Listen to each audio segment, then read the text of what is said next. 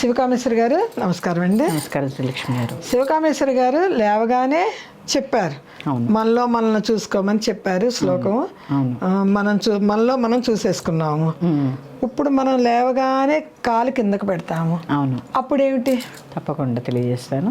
అందరికీ శ్రీమాత్రే నమః, శ్రీ గురుభ్యో నమః. అంతర్ముఖులం మనలో మనం అవడానికి తెలుసుకునే ప్రయాణంలో రెండవ శ్లోకం చెప్పండి. సముద్రవసనే దేవి పర్వతస్థనమండలే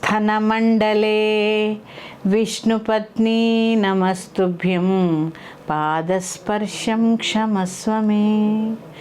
ఇది ఎలా అయితే మన స్థూల శరీరము, భూదేవిది అది శరీరం. భూదేవికి శరీరం. ఎందుకంటే ఇక్కడ శ్లోకంలో ఏం చెప్తున్నారు? సముద్రాన్ని చీరగా ధరించావు, పర్వతాలనే స్థనముల కింద ధరించావు. అలాంటి నిన్ను తల్లి నా కాలితో తంతున్నాను, నీ శరీరాన్ని, నన్ను క్షమించు. చూడండి, మనకి ఎవరైనా జస్ట్ కాలు తగిలితేనే కాలు తగులుతుంది అంటామా లేదా? మనం హర్షించలేము. మరి అలాంటి లేచిన దగ్గర నుంచి కాళ్ళతో ఆవిడని తపా తపా తపా తొక్కి పడేస్తూ ఉంటాం. ఆ తొక్కి పడేస్తున్నప్పుడు కొంచెమైనా కృతజ్ఞత. ఆ భూదేవి మరి అంత ఓర్పు ఉంది ఆవిడకి. గుణపంతో పొడుస్తూ ఉంటాము, రకరకాల చెండాలను ఉమ్ముతూ ఉంటాము, చెత్తపోస్తూ ఉంటాం. అలాంటి ఆవిడ కృతజ్ఞతగా ముందు ఒక్క క్షమాపణ. కాలు ఇలా కింద పెట్టాలి. ఎప్పుడైనా నిద్ర లేవగానే కుడి కాలు ముందు పెట్టుకుని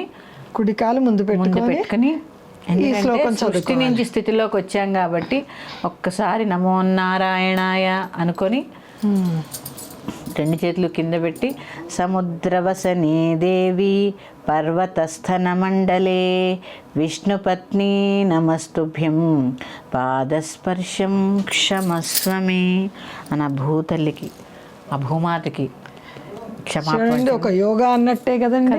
చక్కగా మనకి తెలియకుండానే మనకు ఒక యోగా చేసినట్టే కదా.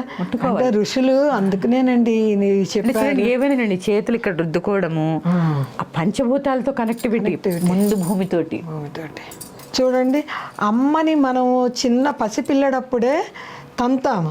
అమ్మ ఆనందంగా ఆ పాదం తీసుకొని ముద్దు పెడు. భూదేవి మనం ముసలాళ్ళు అయ్యే వరకు తంటూనే ఉంటాం, అయినా ఓర్చుకుంటుందంటే అందుకనే భూమాతకున్నంత సహనం ఉండాలి అంటారు. అందుకే కృతజ్ఞత కూడా కావాలి కదా. కావాలి కాబట్టి మనకి అందుకే మన ధర్మము సనాతనమైనది, సనూతనమైనది. ఈ శ్లోకము ఎప్పటిదో ఇప్పుడు చెప్పుకున్నా కొత్తే. మీరు నేర్చుకోండి, మీ పిల్లలకి నేర్పించండి. శ్రీమాత్రే నమః.